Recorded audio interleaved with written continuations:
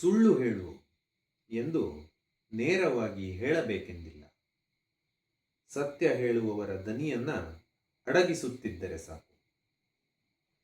ಕಳ್ಳತನ ಮಾಡು ಎಂದು ನೇರವಾಗಿ ಹೇಳಬೇಕೆಂದಿಲ್ಲ. ಕಳ್ಳನಿಂದ ದೇಣಿಗೆ ಪಡೆದು ಸನ್ಮಾನ ಮಾಡಿದರೆ ಸಾಕು.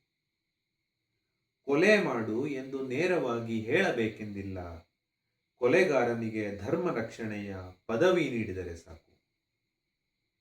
ಅತ್ಯಾಚಾರ ಮಾಡು ಎಂದು ನೇರವಾಗಿ ಹೇಳಬೇಕೆಂದಿಲ್ಲ. ಅತ್ಯಾಚಾರಿಯ ಅಧ್ಯಕ್ಷತೆಯಲ್ಲಿ ಸಮಾಜ ಸೇವೆ ಮಾಡಿದರೆ ಸಾಕು. ಬೆಂಕಿ ಹಾಕು ಎಂದು ನೇರವಾಗಿ ಹೇಳಬೇಕೆಂದಿಲ್ಲ. ಊರಿಗೂರೇ ಹೊತ್ತುರಿಯುವಾಗ ಬಾಗಿಲು ಮುಚ್ಚಿ ತಣ್ಣಗಿದ್ದರೆ ಸಾಕು. ಏನೂ ಆಗಿಯೇ ಇಲ್ಲವೆಂಬಂತೆ ಪದೇ ಪದೇ ವಂಚಿಸಬೇಕೆಂದಿಲ್ಲ. ಸಂಭಾವಿತರಂತೆ ನಟಿಸುತ್ತಾ ಬದುಕಿಬಿಟ್ಟರೆ ಸಾಕು.